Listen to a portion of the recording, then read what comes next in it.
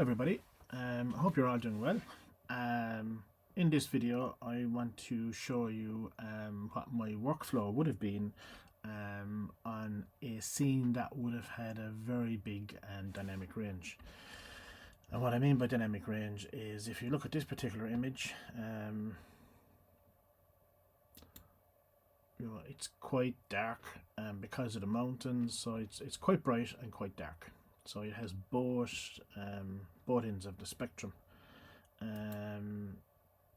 I used Olympus Micro Four Thirds for more or less 3 years, and I found that to capture an image like this and get a good quality image, I had to bracket. So I would have taken a series. I think this is about 5 images, so we have one for the highlights, and we just move along, probably about a stop apart, and going all the ways to the to get the shadows. So in Lightroom I would select all 5 images and I would merge to HDR. Right click, photo merge, HDR. As I say, I did not have the dynamic range in my camera, so this was the only option available to me. I wasn't quite into luminosity blending at the time, so what we're going to do, there's something funny going on in the sky there now. This is just auto settings. We're going to bring it in and we'll apply the settings ourselves. So hit merge. That should go back in. It should land around here somewhere.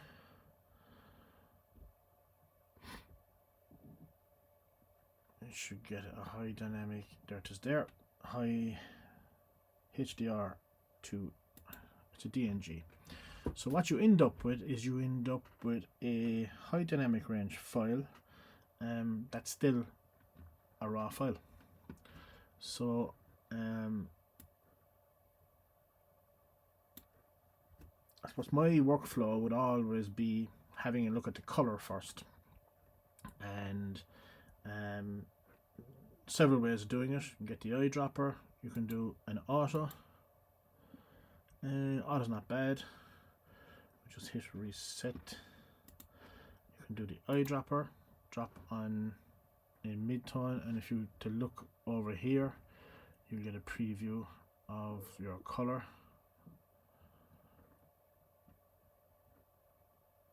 And that's very blue. That's azure blue. So I'm after losing some of the image there now. So I'm guessing there was one of those images that wasn't belong in there. What I prefer to do is I prefer to hit reset. I take up the vibrance and the saturation, and then I have a look at the temperature. So there's a lot of blue, quite a lot of blue. So I want to take the blue. That's too much blue. So what I actually want is I want a little bit more color separation. Let's try that. Just hit reset. Yeah, I have a pretty neutral color there now. So we're going to straighten the image.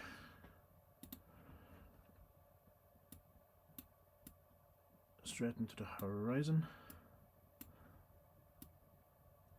Sorry, keep the proportion as shot. Keep the proportion. Let's get that horizon line level there.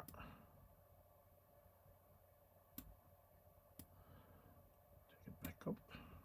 Try and get as much of the image in as possible. So yeah, we go for that. Hit enter. That looks pretty straight. The next thing is we'll open the shadows slightly. So now when we open the shadows, you know, we have an image where there shouldn't be any noise in there.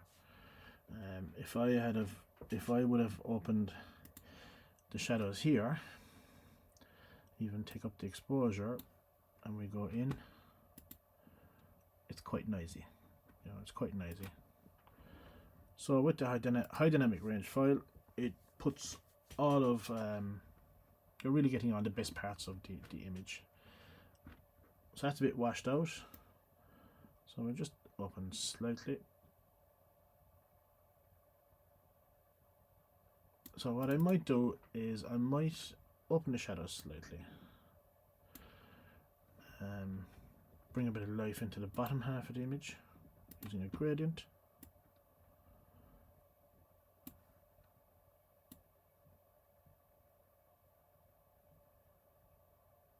Even though I want detail in here, I don't want a lot of detail.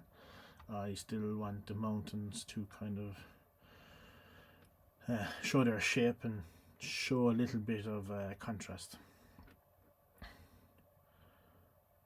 Okay, we'll commit to that. I'll do a radial. I'm going to do the radial maybe down here. So with the radial, I think I actually have my mask showing. If you hit M for mask, that disappears. I like to see where I'm making the mask. So we'll hit inverse. And I'm going to just bring down the exposure slightly around. I tend to go in small increments. So we'll take it down slightly, just around that boat. I want this boat to stand out. I'm going to do another one. And this time I'm going to select the boat. And this time I'm going to bring up the exposure here slightly. So if we, obviously that's too much. But what I tend to do is I tend to use the whites, just push the whites, just to make that area stand out.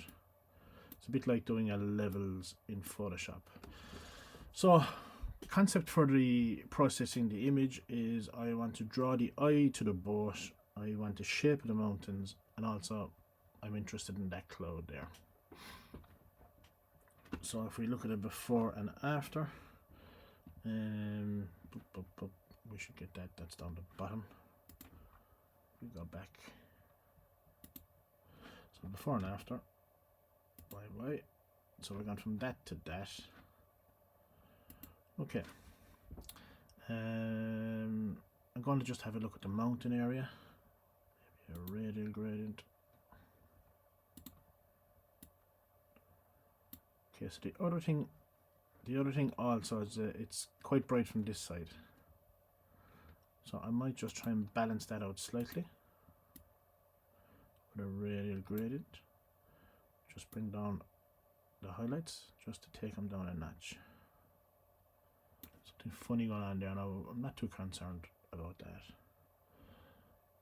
So just balance that slightly. Not a whole pile, it's just the highlights. I might do the same from the other side. Again, as I've said before, I have no, that's too much. I have no set kind of way. I just, all my images are processed by feel.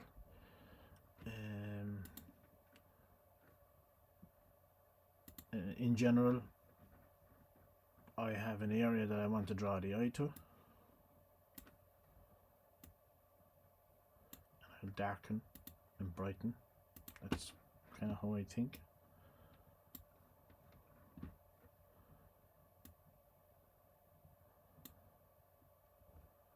Okay, we're getting somewhere. Before and after.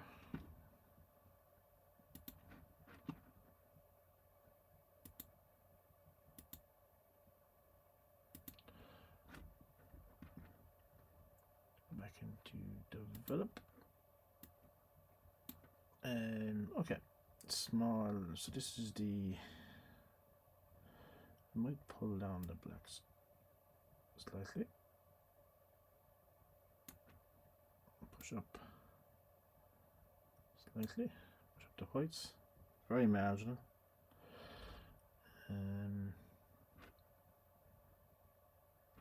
Small bit of contrast maybe,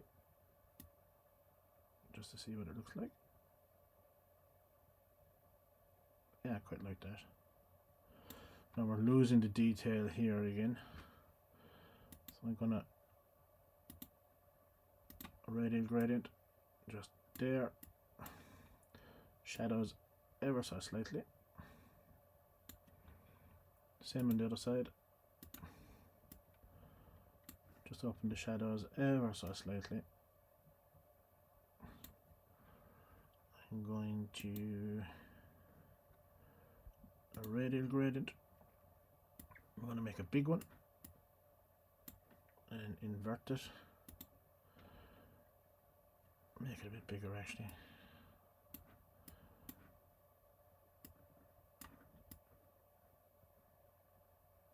And we're going to just take that down, and you can see that's darkening.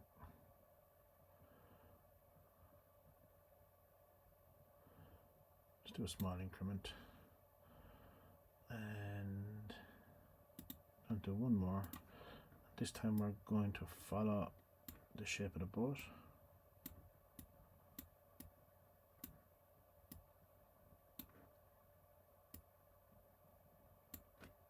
Just have a look at the whites.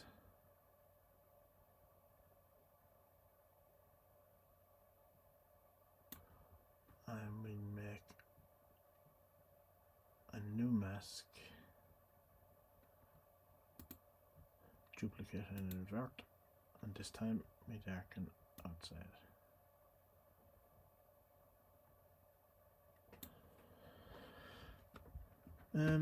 Yeah, I think that's about it. Let me just go back. It has a nice mood.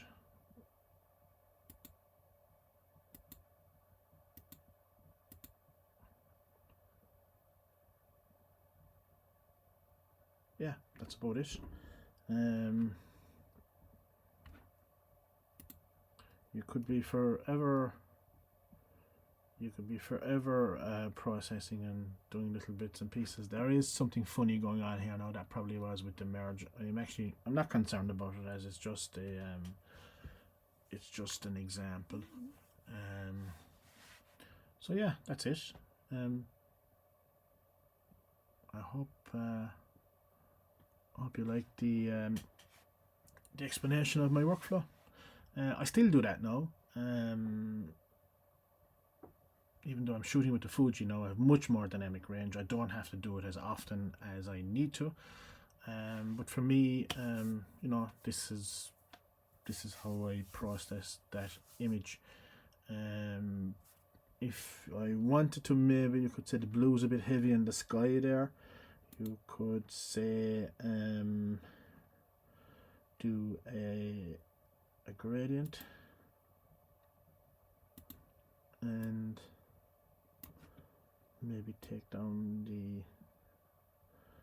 the blue just up there. Take down the saturation of the blue. What we'll do is we'll just get the mask off. Even take up the luminance of it. So you can play around with that there just to get it a bit more balanced. So yeah, that's it. I hope that video, a little bit of movement here as well. I'm not too concerned. Yeah, that's it. How I blend images and process them within Lightroom.